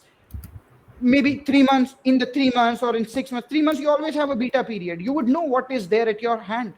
So come back after your beta period. If even after beta period, the client is very, very redundant that they don't want to change, follow the client hierarchy. Even if that does not work, the client always has a contract renewal, or after 1 year, the COLA, you have the opportunity. So you can have a loss for 3 months, 6 months, 1 year. But if you have proposed everything with the right documentation, right channel, everyone in your organization is aware, make the knowledge availability in a crisp, concise summary to everyone. If everyone is aware, they will acknowledge your fact. When it comes to giving solution, either they will increase your price, or they will change the contract, or they will add the addendum, or internally your sizing team will hire few intelligent WFM people who knows how to do the job. Makes sense. Anyone wants to go to that question? Raghu, yeah, I think you're raising your hand. Go ahead, Raghu. Oh, mute. Sorry, I unchecked the video but not the mute. So I think, Amit, this is one of the best question I've ever seen in our last two meets. So this problem will be there always if these two things. One, Mubin has almost covered everything, so I have only little part of it, right? So Sorry about that, Raghu. I think next time, Raghu. I'd be on the back end side. I'll be asking you questions. So I rightly told, right? The problem statement here is either the finance team doesn't have knowledge or a very knowledge on the WFM side, and either thing, right? Now, who will be working on the sizing? Definitely on the WFM side. It's not a scheduler or a forecaster or a RTA. There will be a sizing team or an RFP team or a planning team. Those set of folks who has got experience and expertise in this industry, they will be right. But the question here is, will they have visibility towards the financial? If there is no visibility, then this problem will come up once the new client hit, the potential client converts to a new client, and then they hit the production, then they start killing or seeing the KPI drops. So now the one fix what we can do here is, today when I got an RFP, right, first thing I need to understand is what kind of gross margin I am looking from this potential client. Now I need to go back to the finance team or the pricing team and say that before modeling, before coming off onto a requirement, right, it might be X, Y, Z. I need to ask, what is the GM you are looking for from this client? Is it 20%, 15%, 30%, whatever it might be, right? So I'm not saying that we need to adjust to the GMs, but we need to first find out our requirements, whatever it might be. So today, what they're doing is, I give a requirement of X, and I don't know what is the GM, the pricing team, or the finance team are targeting. I will just send out my requirements. Now they will go to the bidding with maybe X minus one or X minus two, right? We will only get to know once the contract has been awarded for us. Then it will all, the dark shows on the floor. Oh, we got 2 FTE reduced, so we need to put more buffer, that, this, everything, right? So even 1 FTE will have a larger impact on the SLAs, right? So first we need to understand that, okay, this is what my GM for that process, if it is 15%, and if my requirement is saying that, no, I cannot meet 15, but I'll be at 12, then get on to a call with the finance pricing team and discuss how to ensure that we are not deflating the requirements, but try to manage the GMs, right? Very, So if very we good point. try to Yeah, do these two-way things, right? Sometimes it may not be, but who will be at the risk? Not WFM, not the finance, not the pricing. It will be the operation always and always. Then again, the risk is for the next set of people who will be our forecasters, schedulers, RTAs. Why we are not meeting KPIs? SLA yeah, is not meeting. Abundant is going skyrocket, right? because So you designed the contract that way. That's why. correct, correct. So yeah, if we have Designed the to fail, is it? yeah Yes, designed to fail. understanding Correct. the agreed gross margin to the FTA requirement, and a planner should have a minimum 3 months financial budget while giving the RFP or while closing the RFP. That okay, 3 months down the lane, month one to month three, this is what my financial would look like, financial projection, so that we can sit. And I know that RFP will always come with 24 hours, 48 hours stat, not more than that, right? Otherwise, even sometimes the VPs of the operations or the marketing team will be sitting on the WFM folks and dancing on us, right? So but we need to try to figure out a way that, okay, within these 2 or 3 turnaround days, we need to have all these things in place and then go for the bidding. Yeah. So today, the companies are going for the bidding just to win the bid, Yeah. right? But the problem statement is, then once we have client in place, then the escalation mail starts coming. Yeah. Then we Of don't. course. We should Correct. talk about penalty as well, right? The penalty Correct, clause plays correct. Yeah, yeah, the definitely. Go ahead. important role. So, we need to make them aware when the penalty clause is there, if you're not able to meet a KPI metrics and if you're given an unrealistic, projections, either you'll end up doing a business with a lot of losses. You'll still have a business, but, you'll still be debating about, why we did not. Then it again goes back to next step of recontracting. Can we look at having additional resources and stuff? That's Yeah. more reactive way of doing it. Correct, correct. RFP ends up being this opportunity to grab the business, while it is an opportunity to balance the demand and supply. So we forget about that. We just, to your point ago, we just put some number out and then we do plus and minus to make the sale happen, and then everyone is scratching their head now. How did we sign up for this again? Uh, Exactly. this is a I have personally gone through that phase where I have to say, so who signed up this contract? It's like this is a very very common question I have. What were they thinking? So this is the right eureka moment where people have to wake up and either pick the right assumptions or understand the end goal, that what profit are you trying to make. Then let's play with something else. Don't mess with staffing. Correct? Exactly. Yeah. Absolutely.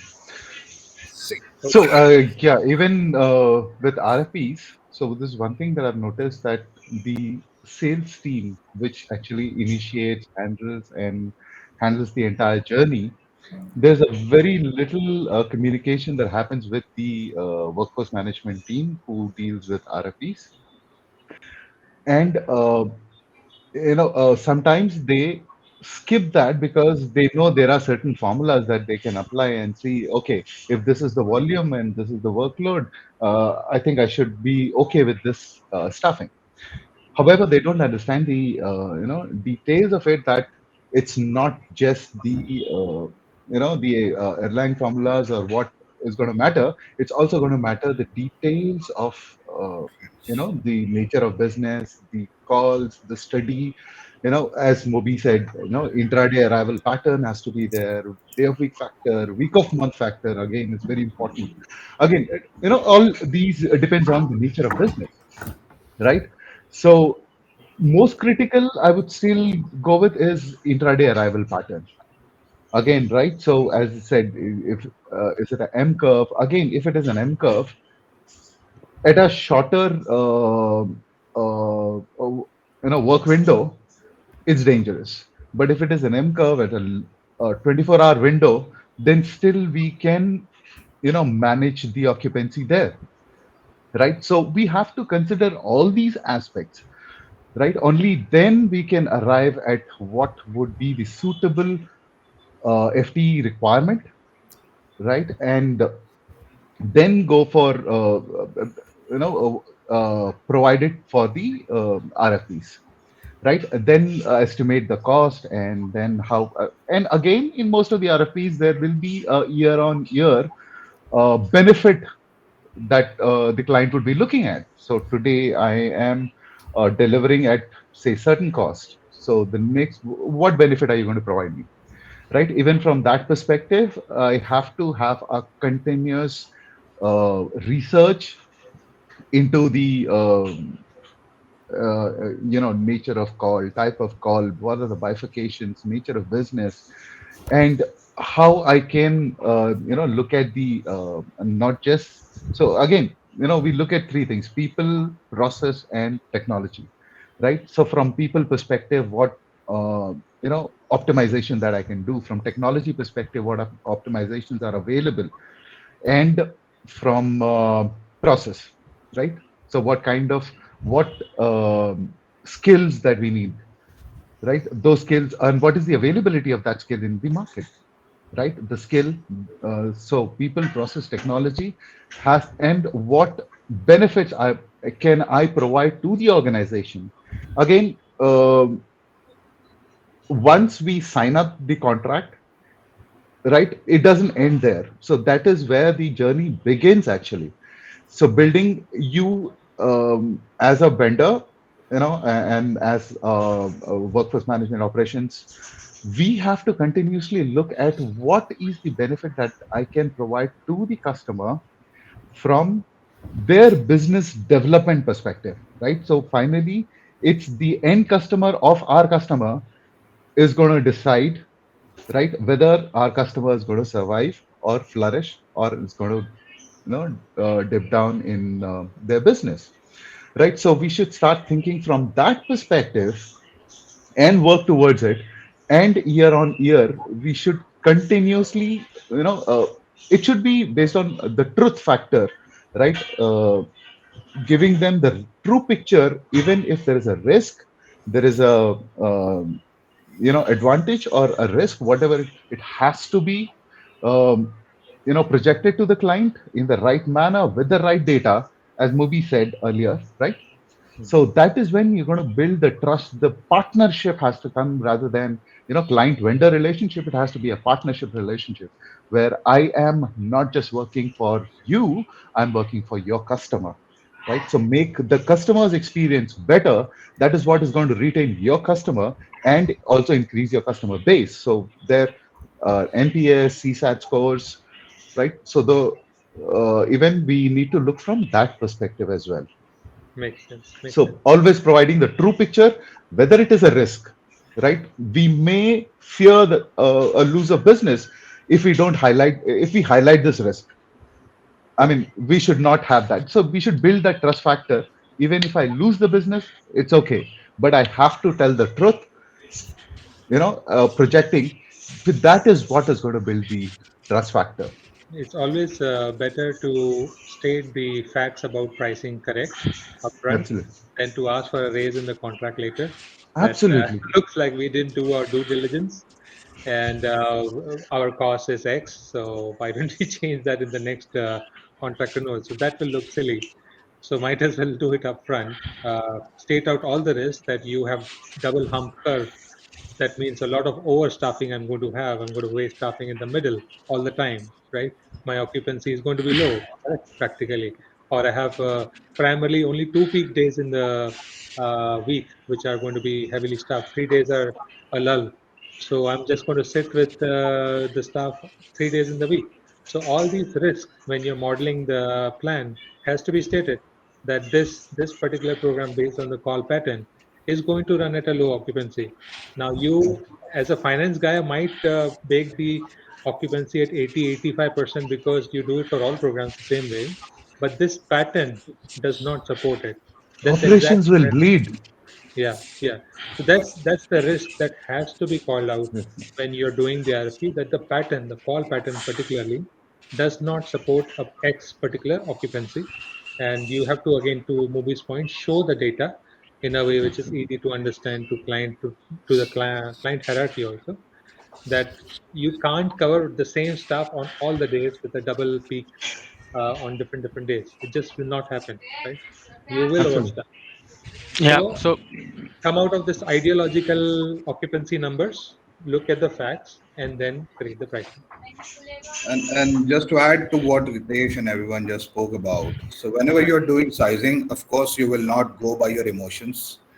Yes. Your entire sizing is driven by some sort of data, right? There must be some sort of data which should back up uh, a reasonable data which should back up all your findings or all your outcomes, right? So if finance is trying to override a number, and if their numbers or maybe if their data point seems to be something which is worth spending time, you should obviously give it a thought. Now, how I completely agree to the fact that there are times where your financial things do kill KPI, but again, the first and foremost thing is the amount of data. So whenever you are doing this sizing, the sampling of data plays a very important role. So if Correct. you just pick any data which is like which can be relevant as well. So the sizing of the before you go for sizing, first of all, you should understand the data sample what you are looking at. How is that your numbers are coming up, and how is that you are going to add up or may mark up or mark down your finances and all that stuff. You need to consider that very carefully. So and yeah, so for the KPIs are there. So contract is not something which is like once written or once drafted is once for all. Okay, till the time you are there with the organization or till the time these two organizations are associated with that business, they have to live with that. That's not the preamble of it itself, right?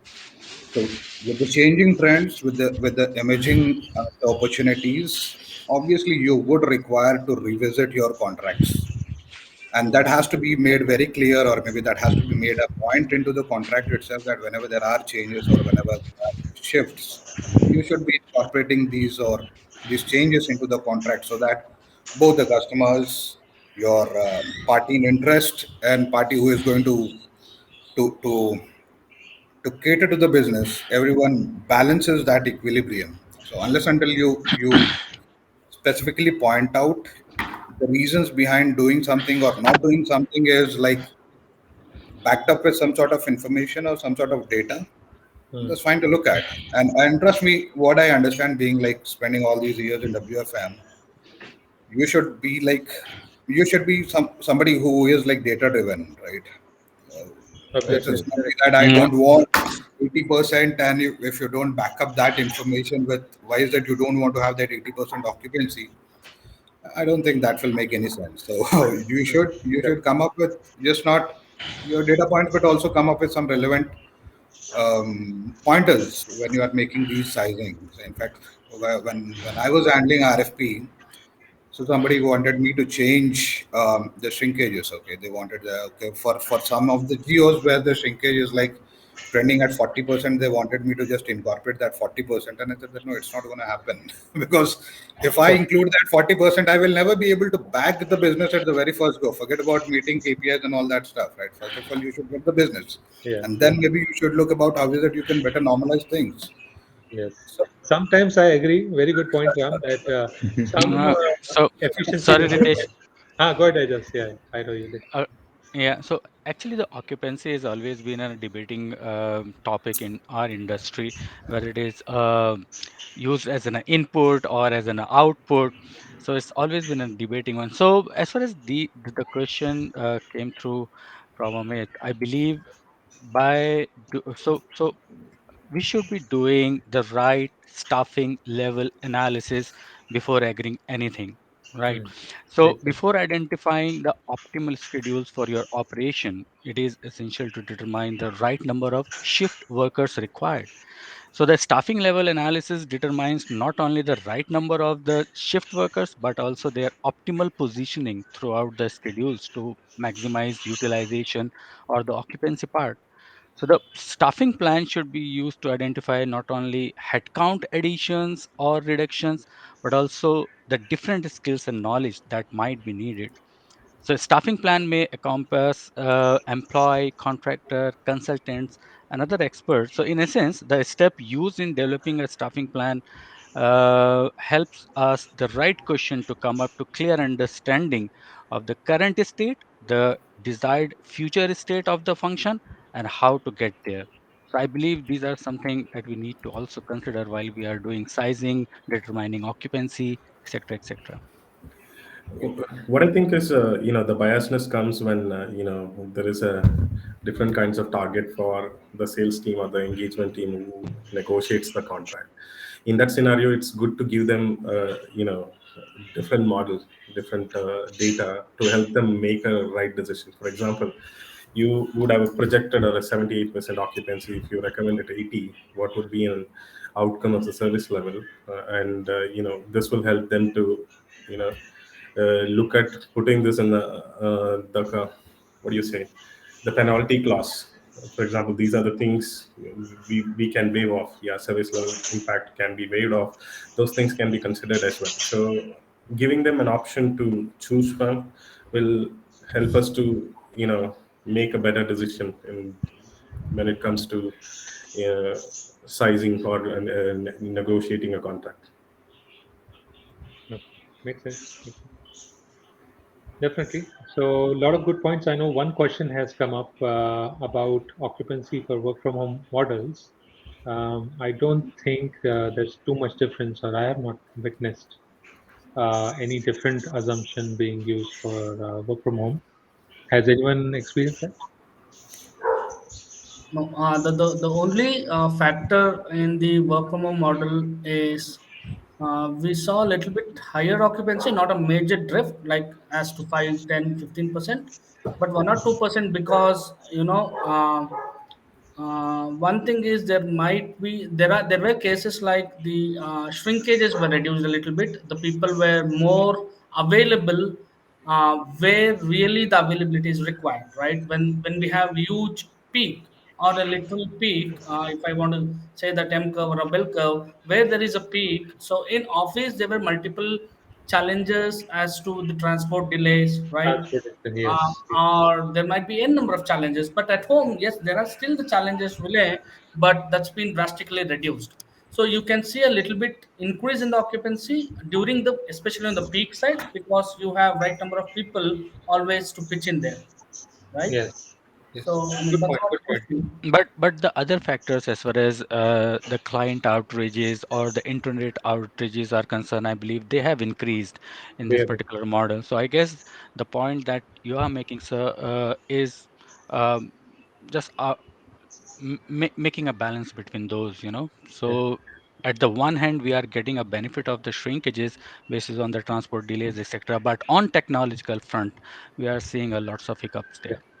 Yeah, it's like planning versus actual, right? So on the planning side, your plan might get more optimal because you can move people more freely now because you don't have that transport roster to send, uh, which is forcing you to club your Uh, shift and all those things. So that constraint reduces, correct, the right. physical Or problem. But uh, uh, in reality, yeah, yeah, another aspect is the behavioral issue, right? yeah, Because I'm sitting on the remote, you don't know if my broadband is working or not. It's just yes, a message or an email from my side that says my broadband is not working, so I would not be able to log in today or the half of the day, or I'll come late for 3 hours. And it's just not because of the broadband. I'm just going to visit someone else, but I'm just making some excuses. So these kind of things are also I happening think on behavioral front. to Yeah. to summarize, these shrinkages will go up, right? The shrinkages Yeah. most likely will go up, or productivity will drop a little because of these issues, right? Ajay? Yeah, that makes sense. Yes, that's true. Occupancy may go up because of placing of the resources, right? And then actual productivity might drop because you have Yeah. additional lost time, The which you did not have. ecosystem challenges are way too high now during Which this. one? Hmm. Sorry. Yeah. So I think it's like a, trade-off. I would not say 100% it will benefit or 100% you'll lose. You will have to play with the data. You'll have to actually, and this is something we had done before. Like we saw the occupancy results when the pandemic started. That are we seeing more shrinkage? Are we seeing more occupancy or utilization changes in the group which is working from Yeah. home? So you Yeah. have to Yeah. And get data on that. Yeah. correct, boss. So another piece that I just want to add over here, just quickly a one-liner. Mm, It also depends upon the geography from where you are running the business, right? correct. So, for example, we have done analysis on our business where the same campaign was running on two different sites. One was from UK and second one was from South Africa. So what we have seen is the trend as far as the shrinkages and the absences are concerned is totally reverse on the both the sides. One side was going good, second was doing bad, on the shrinkages front. So this also depends upon what geography we are running on. Geography, yeah, Yeah. valid point. Okay, I think we have taken up almost 2 hours. Sorry to extend the session. I know we planned it out for 1 hour, but the hybrid took a toll. And we created like the past, present, and future of hybrid in this session. But very good discussion. I'm happy that we have this good forum where everyone is representing themselves truly, and we are speaking the facts out. And definitely, it will be big advantage for whoever is watching this event on LinkedIn. Keep And all good. praise to you, all praise to you, Ritesh. You just bring us on the same platform to share our thoughts, which is very rare, to be honest. Yeah. And thank you very much for doing for See, this again, for all of my us. goal is here to just be a medium. The talent is out there, and I'm just getting everyone here. I do these things because I never got it right. So I don't want the future generation to have that. Correct. People who are now coming in the workforce should have the opportunity to learn from different avenues. Um, so what, if I have gone through a difficult time, doesn't mean everyone else does the same. Correct. They have these avenues to learn. There is so much knowledge out there. There's just no platform to bridge the gap, and that's what the purpose is. Correct. We want people to learn and succeed in their life. Correct. So kudos to all of you who have contributed to this discussion and who are contributing to WFM professionals their success. And let's hope for another session at a different time. Thank you everyone for joining today. Thank you for all the comments. Please send all the questions on the same chat. We will cover that in the next session. Thank you Thank everyone. you very much, team. Thank Have a you. nice Thanks, day Ritesh. ahead. Thank you Bye. very much, everyone. Have a Yes, nice bye day. bye. Bye. Bye. Thanks, everyone. It's always been a privilege and an honor to be amongst the like of such great leaders. Thank you. Same here, sir. Same Thank here. you. Good. Same Cheers. here. Bye bye. Bye. Thanks. Bye.